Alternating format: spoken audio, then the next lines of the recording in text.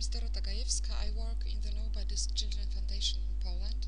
Thank you very much for joining my presentation. I hope that you will enjoy it. I will speak about the problem of commercial sexual exploitation of children in Poland, and I will focus mainly on the efforts to diagnose the problem and on prevention activities for children. First, I would like to say a few words about the foundation itself. The Nobody's Children Foundation has been established 22 years ago with a goal to protect children from different types of abuse and to provide help to children who experienced abuse, their families and their caregivers. We also provide support to the professionals who work with children. Work of the foundation involves many different activities, such as provision of psychological and legal support, running helpline for children, research and education, and awareness-raising campaigns. We also conduct many prevention programs. Commercial sexual exploitation of children can take different forms, but I think that the common element is that a child is treated as an object. First of all, sexual object, but at the same time an object of financial transaction. What is also important is that even it is the child who is initiating commercial sex, this is still exploitation and the responsibility of adults who participate in it. Commercial sexual exploitation is often associated with other forms of abuse, physical abuse or emotional abuse. Moreover, if, for example, a child is exploited in prostitution, in the future other forms of commercial exploitation such as pornography or trafficking can appear. So how does the situation look like in Poland? When we think about sex trafficking, Poland has been traditionally perceived as a country of transit and origin of victims of trafficking trafficked to Western Europe. Now it is also a country of destination of women and girls from countries like Bulgaria, Romania, Ukraine, Belarus, Moldova, but also other countries. And what's more, currently cases of internal trafficking are also identified more and more often. Official statistics indicate that there are around several dozens of child victims a year. For example, in 2011 there were 17 victims of trafficking and 25 victims of forced prostitution. At the same time, the practitioners who work with children, children who experience exploitation or children at risk, are convinced that real numbers are much higher. And in many cases, the identification is not taking place due to things like fear, shame, pressure, or simply lack of awareness that actually the exploitation is taking place. On this slide, you can see some results of studies concerning commercial sexual exploitation conducted among children. As you can see, they show very different scale of the problem. Quite many children responded that they had sex in exchange of money or gifts during previous year, or that they know somebody who did. Polish law criminalizes trafficking, forcing to and gaining profit from prostitution of a minor. Moreover, any sexual contact, either commercial or non-commercial, with a minor younger than 15 is considered a crime.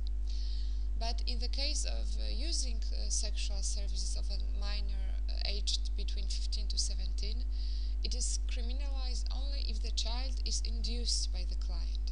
So the opposite situation, when the child is initiating the contact, is not considered a crime in the current legal state. Moreover, involvement in prostitution can be regarded by the judge of the family court as a sign of demoralization, and some special pedagogical measures can be undertaken by the judge, and they can amount to placing the child in a special institution. First of the research projects that I would like to present is a court case file study from 2012. We conducted it in order to obtain information about the problem that could guide our future activities.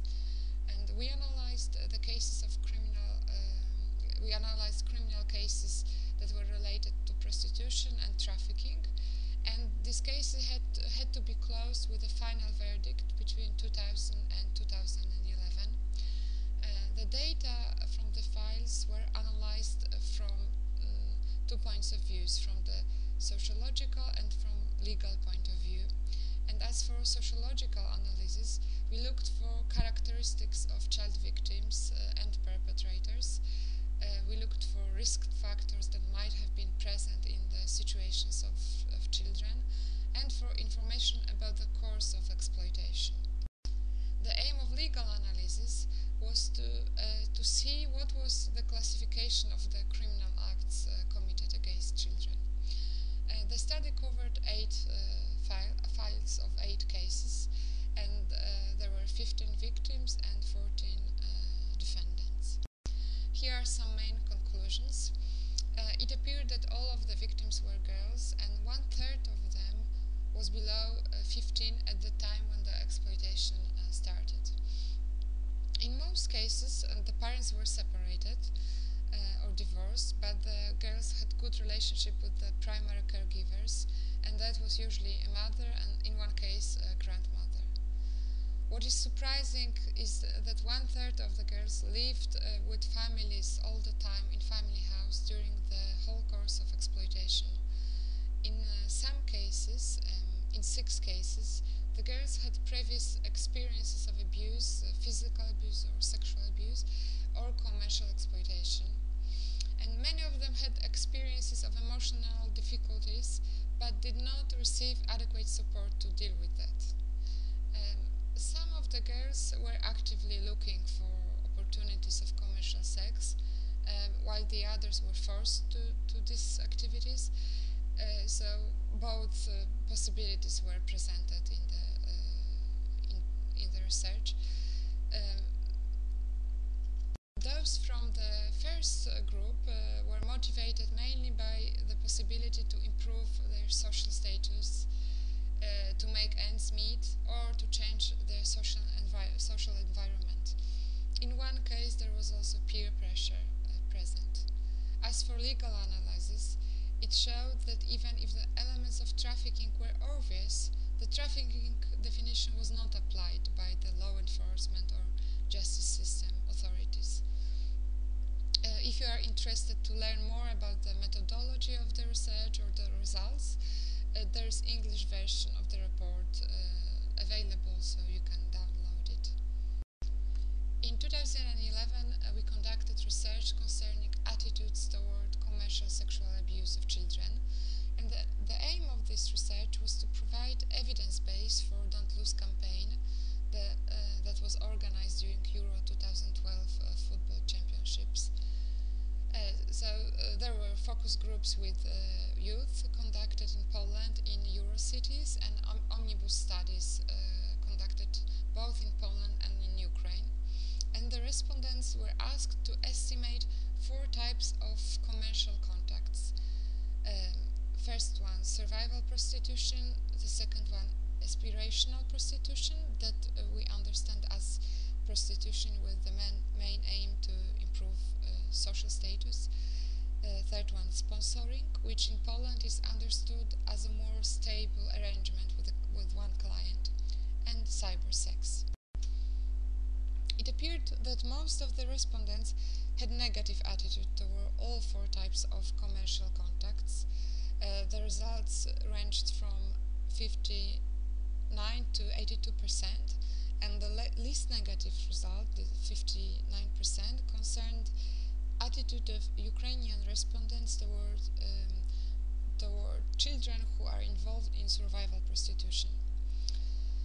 Every second respondent believed that prostitution was a serious problem and that it concerned many minors, but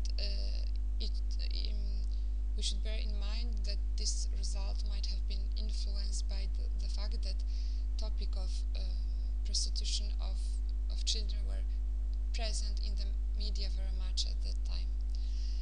Additionally, it appeared that Polish respondents, both adults and youth, had very little knowledge about legal regulations. So, for example, a majority of them believed that a minor that services is actually committing a crime. I think that this sort of belief can be dangerous in a way that it can discourage children that are in prostitution from reporting or looking for help. Youth that participated in focus groups had good understanding of the complexity of the problem of commercial exploitation, about the fact that it can take different forms. They knew a lot about the risk factors that can be present in the situation of the victims. They knew a lot about possible consequences. What was interesting, it was to see how they attribute responsibility for the fact that a young person becomes involved in prostitution. On the first position of those responsible, they indicated the parents and social environment, then children themselves, then school, teachers, and on the last position, the clients. Participants of focus groups were also asked about the type and content of prevention activities concerning this problem that they would like to participate in, and on the basis of what they said, a set of 3 preventive workshop scenarios were designed. The scenarios can be used by teachers, pedagogues, or other professionals that work with a group of children and have know how to run this kind of activities, how to lead discussion with children. The workshops are meant to last from 45 to 80 minutes, so they can be easily conducted in the frame of regular school activities, and they are meant for children aged from 13 to 18. So this is the set. The first scenario concerns trafficking, the second one, called Proof of Love, concerns making a decision about starting sexual activity, and the last one, sponsoring, concerns prostitution, especially aspirational prostitution. The scenarios follow a similar structure and have similar goals, especially to provide information about the reality of the problem, about facts and numbers, to explain how does the exploitation happen, what are the mechanisms, what are the mechanisms of manipulation that are behind it, how to protect oneself against manipulation, how to make responsible choices, and what I think is extremely important, how and where to look for help in difficult situations. In our scenarios, we try to encourage professionals who run the workshops to inform children about the possibility of using child lines. For some children, calling a child line can be a very useful first step to start dealing with certain problems. The workshops consist of a variety of different activities. They are designed in the way that the participants become engaged and it's interesting for them to participate. And in each scenario there is a story of a child that experienced a certain type of exploitation. The stories that then can be used as a basis of discussion and other activities. And now I would like to show you an example of such a story. This is Isa's story from Sponsoring Scenario. Some time ago I noticed a few girls in my neighborhood. They seemed very confident. They had brand name clothes and different cool gadgets. I envied them a lot. I could only dream about that kind of clothes or cosmetics. It all somehow made me feel worse than these girls and unattractive. Once I met one of these girls at the bus stop. We started to chat and she showed me her new mobile. She said that it was a gift from one guy she knew, and that she knew a lot of guys that gave her cool things. Then she looked me up and down and said that I could also go out with guys like that. And the best ones are those met online. You just have to be nice to a guy and do what he asks for. She and her girlfriends had been doing it since 1 year. Guys are okay, and if any of them is old and sleazy, you just tell him to get lost. I really didn't want anybody to find out what I was doing, and I was sure that I would finish with it whenever I feel like doing so. I met with 2 guys, and I had enough. It was not so cool as it's supposed to be, and what's worse, the other guy wanted to do something that I didn't want. When I said no, he became aggressive, and I was afraid that he would hit me. My parents are such losers. They work all the time, keep talking about saving money, financial crisis, and other stupid things. I feel that they don't really care about me. I get food and go to school. That's all they think about my needs. Later on, my mobile broke and I really wanted a new model, the one that everybody has now. I found a guy on the internet who liked my photos and said that he could buy it for me as a gift. And now it all became a nightmare. He keeps calling me, sends nasty text messages, and he wants to see me again. Once I saw him near my school and I was scared to death. What if he will actually find me? What have I done? I just want him to leave me alone. I don't know what to do. I'm not the kind of person he thinks I am. It's important to take care that both genders can feel that the content is really about them too. I already mentioned Don't Lose campaign twice, I think, and I would like to say a few more things about it. The aim of the campaign was to prevent sexual exploitation of children during Euro 2012 football championships in Poland and in Ukraine. And we had 2 types of activities. Activities targeting adults that were potentially interested in sexual contacts with children, and activities targeting children in order to decrease the risk that they will experience some sort of abuse or exploitation. And that were mainly the workshops conducted by professionals that we trained on the basis of the scenarios that I presented. These are campaign materials for the adults, informing potential perpetrators about the fact that sex with children is a crime under Polish law, even if some children might seem much older than they actually are.